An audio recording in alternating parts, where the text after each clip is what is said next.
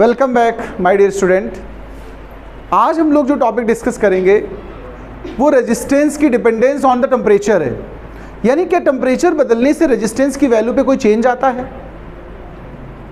Metals के लिए, alloy के लिए, सेमीकंडक्टर के लिए और इलेक्ट्रोलाइट्स के लिए, चारों के लिए हम डिस्कस करने वाले हैं।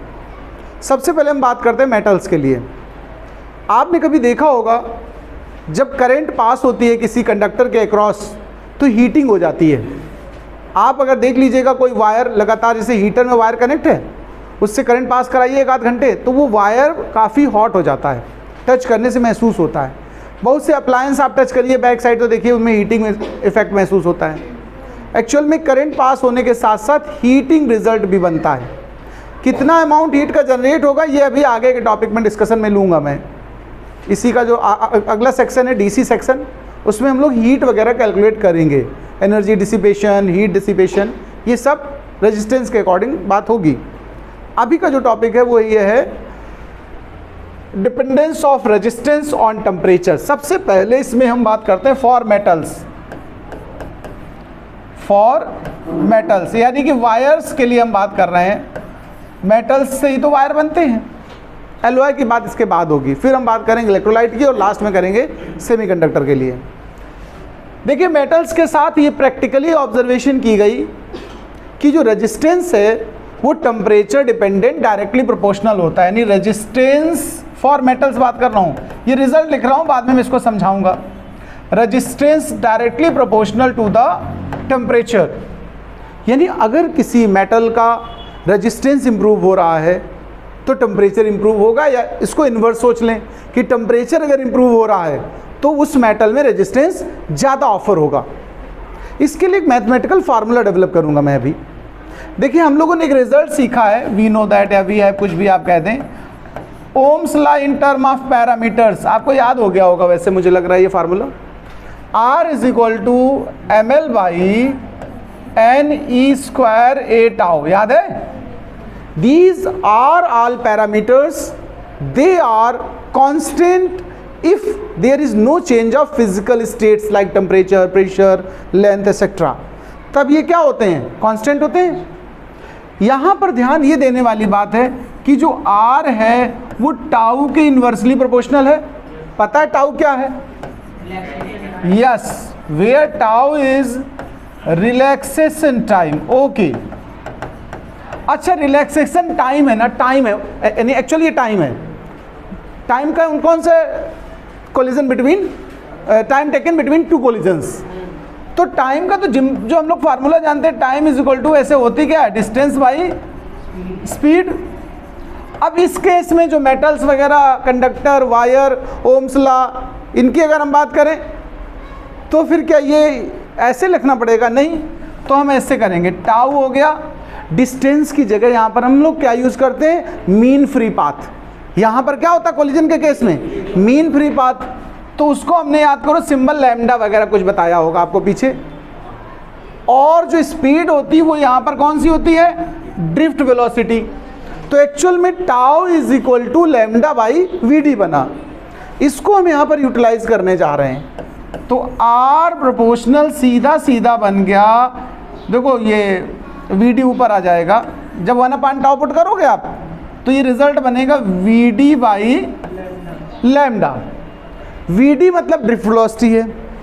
आप लोगों को क्लास 11th में हमने वेव्स सेक्शन में पढ़ाया होगा जब काइनेटिक थ्योरी सिखाई थी कि जो VRMS होती है, root mean square of the gases, directly proportional to the square root of the absolute temperature. ये रिलेशन क्लास 11th में काइनेटिक थ्योरी एक चैप्टर है उसमें डिस्कस किया गया है। उस रिलेशन से हम डायरेक्ट यहाँ से कह सकते हैं कि R प्रोपोर्शनल VD और VD proportional root of T। इस तरीके से हम एक रिजल्ट पर पहुंच रहे हैं कि R proportional root of T, T is the temperature, absolute temperature. अब हम डिफरेंट टू कंडीशंस के लिए इस इक्वेशन को अप्लाई करना चाहते हैं। सपोज करिए एट 0 डिग्री सेल्सियस, सबसे पहले मान लीजिए हमारा रूम का टेम्परेचर या वायर जो जिस टेम्परेचर पे काम कर रहा है उसका टेम्परेचर 0 है, सपोज करिए। तो इस इक्वेशन को हम R0 लिखेंगे। क्या लिखेंगे भाई जी? नॉट फॉर जीरो टेम्परेचर के लिए। और ये जो टेम्परेचर होगा 0 को जब केल्विन में कन्वर्ट करोगे तो क्या करते हो आप लोग, 273 ऐड करते हैं, तो हमारा R नॉट हो गया दिस।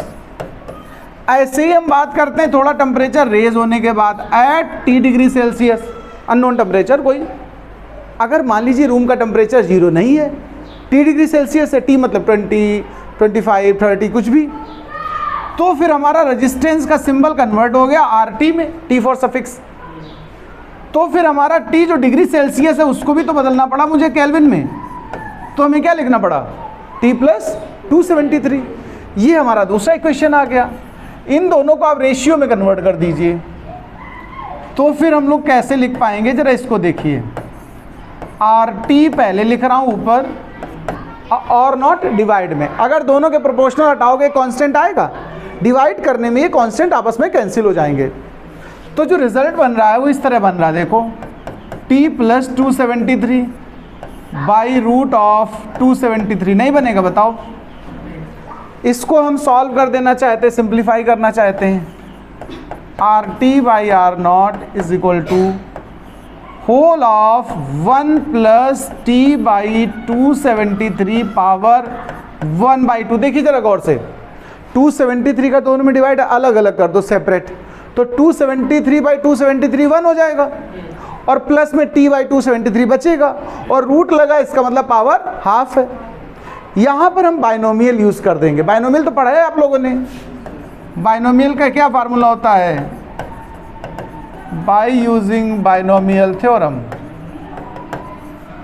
बाइनोमियल थ्योरम अगर नहीं भी याद है तो आप लोग चैनल के पेज पर जाइएगा और मैथमेटिकल टूल्स टॉपिक हमने डिस्कस किया हुआ है, उसको देख लीजिएगा। उसमें बाइनोमियल और जितने भी मैथमेटिकल टूल्स हैं वो सब अलग अलग हमने बना करके डाल दिया है।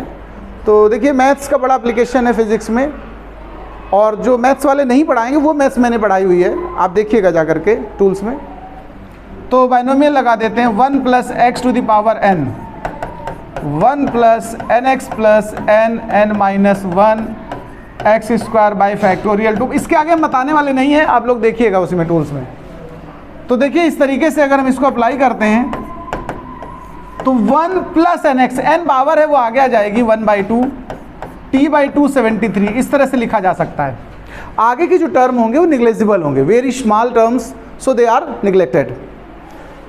अब हमारा जो रिजल्ट बनने वाला है वो RT is equal to R not 1 plus T by 2 into 273। इस R नॉट को अंदर प्रोडक्ट भी कर सकते हैं, या ऐसे ही लिखा रहने दें, R नॉट 1 प्लस, ये जो कांस्टेंट आएगा 1/2 इंटू 273, ये कांस्टेंट नंबर आएगा, इसको हम सिंबल देते हैं अल्फा। क्या नाम दे रहे हैं, अल्फा।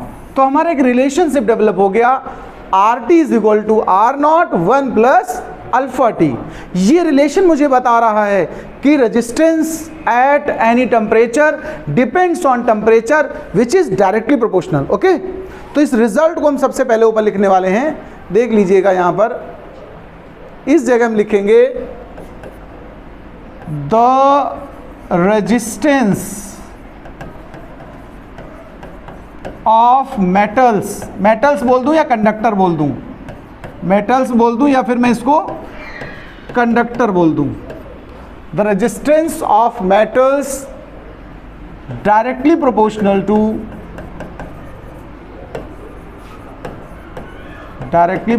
टू टेम्परेचर, और ऐसे कह सकते हो on increasing temperature resistance of the metals increases,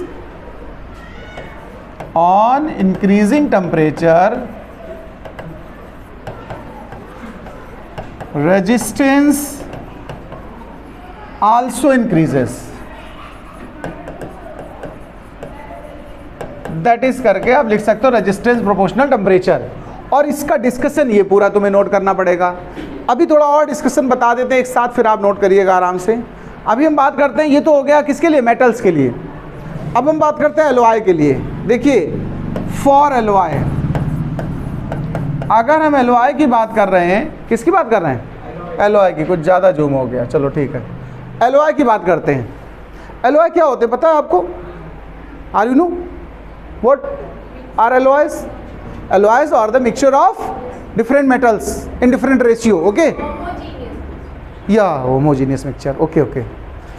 ये आप बता सकते हो कि कोई एग्जाम्पल कोई एलॉय का आपको पता होगा, if you know? Bronze, it is the mixture of, बोलो, copper and zinc, mixture of copper and zinc. अच्छा, और नाइक्रोम, हीटर की जो कॉइल होती है वो किसकी बनी होती है? नाइक्रोम। काय की होती है? निकिल और chromium. Stainless steel also alloy, it is not pure metal. Stainless steel तो समझते हो ना, जिसे लोटा थाला गिलास सब बनता है भाई जी, चम्मच चम्मच, ये स्टील पता किसका एलॉय है? आयरन तो इसमें मेन पार्ट है, थोड़ा कार्बन का हिस्सा होता है, थोड़ा उसका निकल का हिस्सा होता है, तब ये स्टेनलेस बनती है। बहुत से हैं मतलब एलॉयज़ के लिए ध्यान रखिएगा, आजकल एलॉय बड़ा इंपॉर्टेंट फैक्टर हो गए हैं। रीज़न ये है कि जो सर्जरी वगैरह होती हैं, जो इंटरनल ऑर्गन में सर्जरी की जाती हैं, जैसे किसी की हड्डी टूट जाती है तो आपने सुना होगा एक रॉड पड़ी बताते हैं कोई, तो रॉड का मतलब है सरिया काट कर चिपका दी जाती है का, वो सब एलॉय के होते हैं। टाइटेनियम वेनेडियम का एक एलॉय बना है जिसका टेम्परेचर वेरिएशन पर कोई असर नहीं पड़ता है, चाहे टेम्परेचर हाई हो चाहे लो हो। जनरली मेटल्स के साथ होता क्या, टेम्परेचर रेज करेंगे तो एक्सपेंड होती हैं, और टेम्परेचर डाउन होता है तो कॉन्ट्रैक्ट होती है, कंप्रेस होती है, ये तो जानते हो आप। अब सपोज करो किसी के पैर में हड्डी में जोड़ दी गई एक नॉर्मल मेटल कोई, अब गर्मियों में वो उसका पैर बड़ा हुआ जा रहा है सर्दियों में छोटा हो रहा है। बड़े छोटे से समस्या नहीं है, आप ही ना सोचो डिसबैलेंस हो जाएगा तो गिर पड़ेगा ना, इतना ज़्यादा बड़ा छोटा नहीं होता है, पेन पैदा होता है एक्चुअल में। जब लेंथ बढ़ेगी या घटेगी तो हड्डियों के कनेक्शन पे खिंचाव पड़ता है, इसलिए उनमें पेन पैदा होता है। इसको रिड्यूस करने के लिए, मतलब अगर कोई बायोलॉजी वाला डॉक्टर सोचे कि वो मेरी बिना, वो घनश्याम दुबे के बिना बहुत बड़ा होशियार डॉक्टर हो जाएगा, तो पॉसिबल नहीं है भाई साहब। फिजिक्स का बहुत ज़्यादा एप्लीकेशन है बायो में। ये डॉक्टर मेरा एहसानमंद बने कि मैंने एलॉय सब बना के दे दिए उनको, है रेडियोलॉजी हमने तैयार की है, एक्सरे हमने बनाए हैं, और क्या चाहिए तुम्हें बताओ। तो वो एलॉय ऐसा है कि टेम्परेचर बदलने पर दोनों को मिक्स किया गया है, उन दोनों का जो नेट चेंज आता है वो ज़ीरो रहता है। ये सब डिफरेंट स्क्रू वगैरह भी अंदर कहीं सर्जरी में डालते हैं। अब तो खैर ज़्यादातर प्लास्टिक का यूज़ होने लगा बहुत जगह। तो खैर मैं बात कर रहा था एलॉय की, तो हाँ सुनिए, एलॉय एक्चुअली बने तो मेटल से हैं, वहाँ भी टेम्परेचर चेंज होने पर रेजिस्टेंस चेंज होता है या वेरी करेगा, इंक्रीज़ करेगा, बट उतनी ज़्यादा ऑर्डर में नहीं, लेस ऑर्डर में, मैग्नीट्यूड उसका डाउन रहेगा एज कम्पेयर टू मेटल्स। तो हम कहेंगे on increasing temperature resistance of alloy also increases but in small magnitude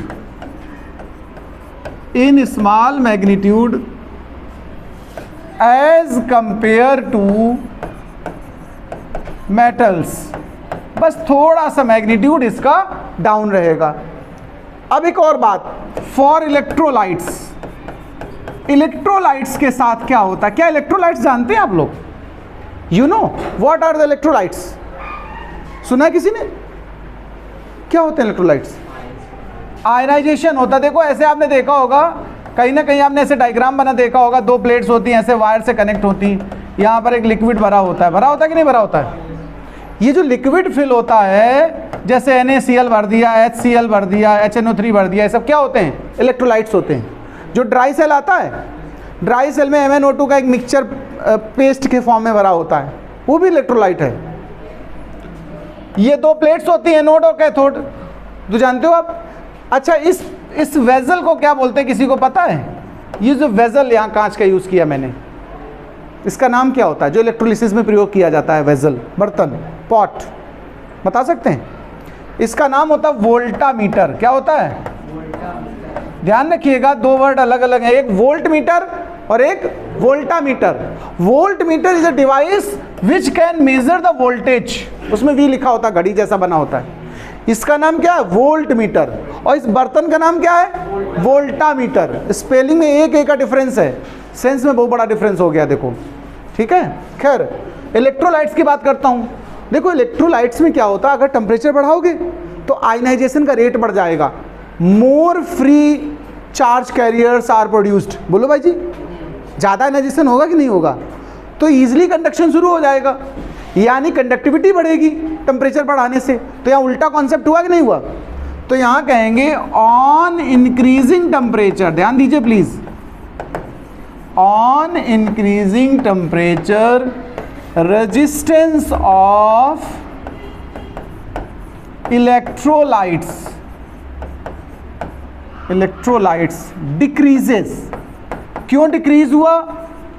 because of increase in ionization. Reason क्या रहा इसका? आयनाइजेशन इंक्रीज हुआ, because of increase in ionization. एक और बात सुन लो, फॉर सेमीकंडक्टर्स, ये पूरी यूनिट है आपके सिलेबस में, तब बहुत डिटेल में हम बात करेंगे, अभी बस थोड़ा सुन लो। सेमीकंडक्टर्स के साथ क्या होगा? सेमीकंडक्टर्स के एग्जाम्पल समझ लो, जर्मेनियम, सिलिकॉन और कार्बन। आप समझ लो जिनकी जिनकी वैलेंसी 4, वो सब क्या हैं? सेमीकंडक्टर हैं। फिलहाल सबसे ज़्यादा फेमस सिलिकॉन है। कौन फेमस है? सिलिकॉन। ये सेमीकंडक्टर्स हैं। अगर सेमीकंडक्टर्स का टेम्परेचर इंप्रूव किया जाए तो बॉन्ड ब्रेक होने लगते हैं। क्या ब्रेक होते हैं वहाँ? और बॉन्ड ब्रेक होने से रिजल्टेंट में होल और इलेक्ट्रॉन का पेयर प्रोड्यूस होता है। सिंगल बॉन्ड अगर ब्रेक हुआ एक, तो एक इलेक्ट्रॉन बनेगा और एक होल बनेगा फ्री, मतलब दे आर चार्ज कैरियर्स। तो जहां भी टेम्परेचर बढ़ेगा बॉन्ड ज़्यादा ब्रेक होंगे। जितना टेम्परेचर बढ़ाओगे उतना ज़्यादा सेमीकंडक्टर्स में बॉन्ड ब्रेकिंग होगी, और बॉन्ड ब्रेकिंग होगी तो more free carriers are produces for the conduction. Okay, now the conductivity also increases. In the case of semiconductor, on increasing temperature,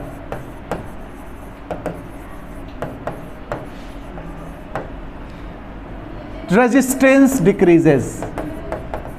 Resistance decreases, या उल्टा कह सकते हो कंडक्टिविटी इंक्रीजेस।